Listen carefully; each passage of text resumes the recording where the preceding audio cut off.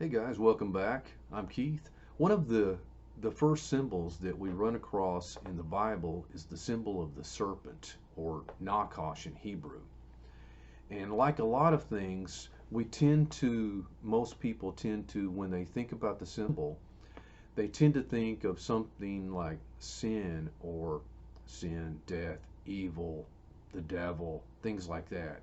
And certainly it can, for sure, but not always.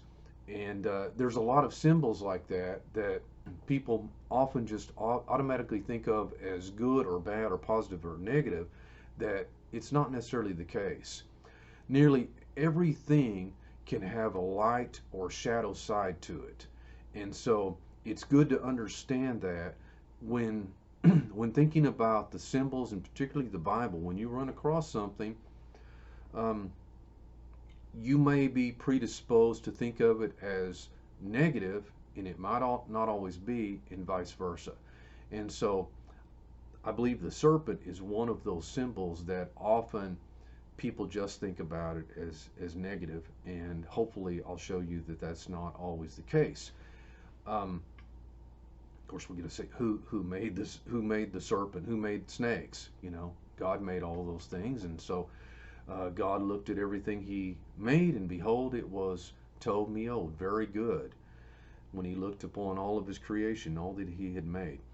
A while back, Julie and I did we did a video on the topic of Messiah the leper, and there's lots of different names for the Messiah, and that's one that most people probably are not familiar with, and certainly that would be something that people would immediately think of as negative, maybe, and it is in some respects, and that's not a symbol that they would think of that would represent the Messiah.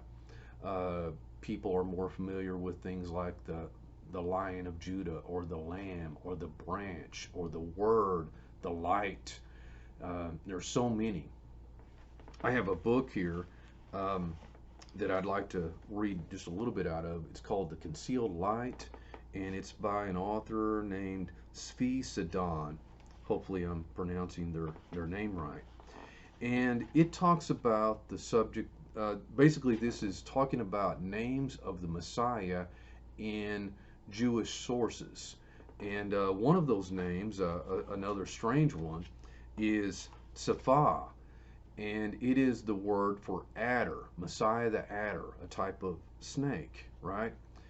In the book of Genesis, the first time that we see the symbol of the serpent appear, a very well-known passage. Once Adam and Eve had sinned, and God is handing out the curses in Genesis 3:15, he says to the serpent, or to the Nakash, he says, I will put enmity between your seed and the seed of the woman, and you shall bruise his heel, but he shall bruise or crush your head. And depending upon the translation, it will say something like that. You will strike at his heel, but he will strike at your head, or something to that effect. Now, in Hebrew, the word there that a lot of the translations say, he will bruise your heel, you will bruise his heel, that is, the seed of the serpent will bruise the seed of the woman, that the word for bruise there is the word shuf in Hebrew. Now, as this book mentions, when we do some word studies on that word, shuf, it can mean hiss, as in something a snake does.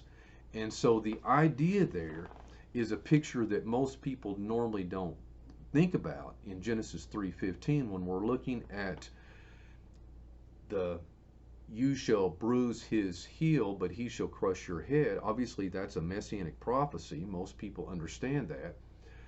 But it's actually a picture of two snakes striking at each other. And the serpent, the Nakash, that this is being addressed to, is going to strike at someone's heel that is bad. It's bad if you were to get bitten by a serpent on the heel, but it's far worse bitten on the head. Much more likely to be a fatal blow on the head than it is the heel. And You know, it might even make you think about Esau and Jacob, that uh, these two opposites, these two opposite forces, cosmic forces, that come out of the womb, and Jacob is grabbing the heel of Esau, and so he was called Yaakov, hand on the heel. And so got a lot of things with this idea of the head and the heel and this sort of thing. Another passage that I found this pretty interesting. Again, this is from the book The Concealed Light here, and in the book of Isaiah 14:29, a lot of you might be familiar with that chapter. It's the one chapter that mentions the term Lucifer, and maybe one of these days I'll do a video on that, because I think there's a lot of misconceptions about that whole thing. But I read here in on page 202 in the Concealed Light, having said this, the words of Isaiah, rejoice not, O Philistia, all of you, that the rod that struck you is broken. For from the serpent's root will come forth an adder, and its fruit will be a flying fiery serpent. Isaiah 14:29 in the ESV version. So Isaiah is telling these people, Philistia, don't rejoice just because it looks like you've had a reprieve, or it looks like that the people coming against you have been thwarted, because the rod that struck you is broken. So it seems like that the rod that hit them is broken, but from the serpent's root, notice the connection between rod and the serpent here, which we'll get to here in a minute. From the serpent's root will come forth an adder. Okay, remember I said that that's one of the names of the Messiah in Jewish liturgy and literature, is that of Messiah the adder, or the snake. And its fruit will be a flying fiery serpent. I believe in the King James it says cockatrice is the way that is translated. And as it goes on here, it says, an Aramaic translation of the Tanakh, that's the Old Testament as it's usually known. Really, that's the Old Testament is almost really a pejorative, or certainly not a flattering term. The Tanakh is actually the biblical, historical name of that section of the Scripture. Nevertheless, a translation of the Tanakh, or what often is referred to as the Old Testament, called the Targum Yonatan, says that from the serpent's root will come forth an adder, means, behold, out of Jesse's descendants will come Messiah. So he interprets this as that serpent's root, that out of that serpent's root will come forth the adder, means, behold, out of Jesse's descendants will come Messiah, and he, that is Isaiah, called Jesse serpent, because this is his name, as it is written. And so he's going to quote a passage here. Who had married Abigail, the daughter of Nachash. And as I mentioned earlier, Nachash is the word for serpent. So it calls Abigail's father Nachash, which is a snake. And as this translation of the Tanakh says, that this applies to the Davidic line and the Messiah. And so let me read that last part again. Accordingly, from the serpent's root will come forth an adder, means that out of Jesse the serpent will come Messiah the adder. And so there's a lot of really strange passages that most people haven't thought about, and most people, you know, probably if they were reading that passage about out of the don't rejoice, O Philistia, that the rod that struck you is broken, for out of the serpent's root shall come forth an adder, they're probably not thinking of that referring to the Davidic line and the Messiah. But if you read it and go back and rewind this and look at those passages and the words that I referenced, and check it out for yourself. In the book of Numbers chapter 21 verse 6 is another passage where we have a serpent mentioned. In that section, the children of Israel were complaining about the manna. And in response, God sent what's called these fiery serpents among the people. and they began to, they bit the people, many of them, and many people died from these snake bites. And so Moses, the mediator, this messianic type of figure, sought God, and God told him, gave him a remedy, uh, sort of a magic ritual to do. We got to remember that Moses was trained in all of the wisdom of the Egyptians, according to the book of Acts, chapter 7, that for 40 years he was raised up in the best education in Egypt at the time. And so the Egyptians were very big, obviously, on astrology and various types of magic and stuff. And so when God sends him before Pharaoh and his magicians and people, I believe these people could really do things, that it wasn't just sleight of hand, that it wasn't just trickery. And Moses was able to do the things that they were able to do and more. I have joked before that Moses basically went to the Hogwarts of Egypt at the time and was trained in these magical arts and all of these things. And so God told Moses that when the children of Israel, if they were bitten, anyone that was bitten by one of these snakes that God sent, by the way, that Moses was to make a copper serpent, copper snake, and put it up on a pole. And if someone was bitten, then they were to look up at that snake, stare at that thing, and they would be healed. Now I'll come back to that in just a second, because I want to mention a couple of other things that regarding serpents. For example, most of you are familiar with when Moses really first received his calling while he had been tending Jethro's sheep in Midian. He sent him, and Moses said he didn't feel prepared. And God said, "What do you have there in your hand?" And he said, "A staff." And he said, "Throw it on the ground." And when he did, it became a serpent. It became a nakash. And he said, "Take it up by its tail." And when Moses did, it became a staff again. Again, notice the connection between staff and serpent, just like that passage in Isaiah 14. Okay, so a little bit later, as you know, Moses and Aaron was sent unto Pharaoh and unto his soothsayers, his wise men, his magicians, and they threw down their staffs, and they became serpents, it says in most translations. Moses threw his down, and it says his became one, and it swallowed up the other ones. Now, it's a different word there, by the way, because when Moses first received his calling and he threw down his staff, it says it became a nakash, just like in Genesis chapter 3. But in this case, when he stood before the Egyptians, it's a different word. It's the word tanin. And tanin actually appears in the first part of Genesis when it says, "And God made the great sea creatures." Some translations may say whales in Genesis chapter 1, along about verse 20 or so. The great sea creatures, that same word is a little bit later in Ezekiel chapter 29.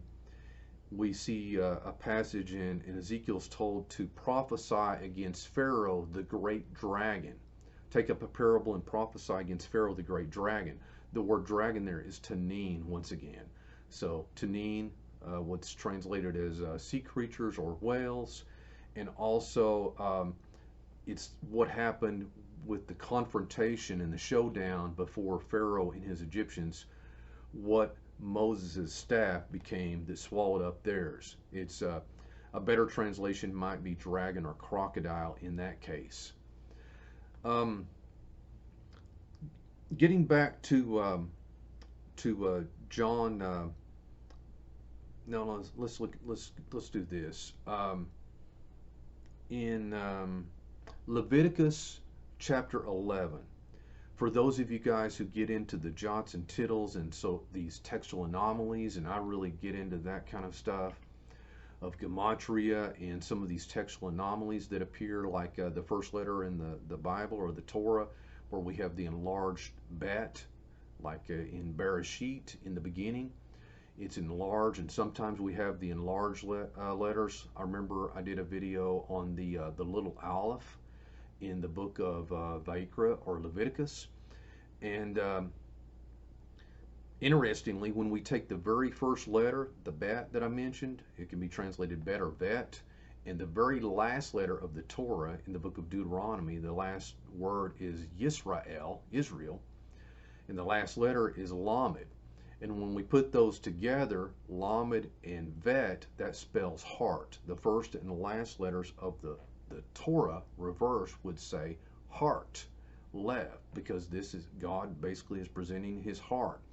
Now the very center letter, interestingly, the center letter in the Torah appears in the book of Leviticus, and it's the letter Vav. But it's not just a normal Vav, it's an elongated Vav. And the Vav looks a lot like a staff itself.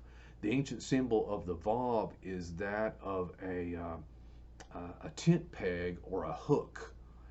And by the way, Vav is another name for the Messiah.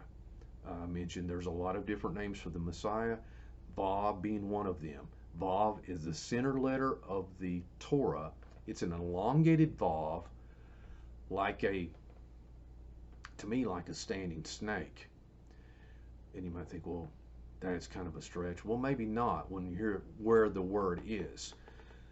The context of where that Vav appears, that center letter, is in where it says, you shall not eat anything that crawls on its belly. It's talking about a snake, that you're not supposed to eat snakes. And the word belly, in the middle of the word belly there, is where that center letter appears, which happens to be an elongated Vav. And remember the connection that I talked about between the idea of a staff and a snake. Now, John 3:16, perhaps the most famous verse, I think, in the Bible. Let me turn over there right quick. And you're probably thinking, yeah, you should have that memorized. Well, I pretty much do, but I wanted to read back up a couple of verses and read the context, because I've run into a number of preachers, and not that I ask all of them this, but I remember some years ago I ran into a preacher, and he had on the back of his t-shirt, it said John 3:16, and somehow we got to talking, and sorry, I'm over here in 1 John. Let me go to the Gospel of John 3:16. John 3:16. Let's back up to verse 14. I asked this pastor, do you happen to know the context of John 3:16? You know, he's got it on his shirt. He's a pastor. I'm sure he's quoted that a lot in his life, as many have. You may have quoted that verse too. For God so loved the world that he gave his only begotten Son, that whosoever believeth in him should not perish but have everlasting life. And so, you know, I'm sure you've heard that before, but what is the context? Well, let's back up to verse 14. John 3:14. Interestingly, I'm going to have to do a video on pi sometime, 3:14. But I haven't done that yet. I think I know I've referenced it in a lot of videos, though. John 3:14. And as Moses lifted up the serpent in the wilderness. Okay, remember I mentioned that earlier. This was the solution.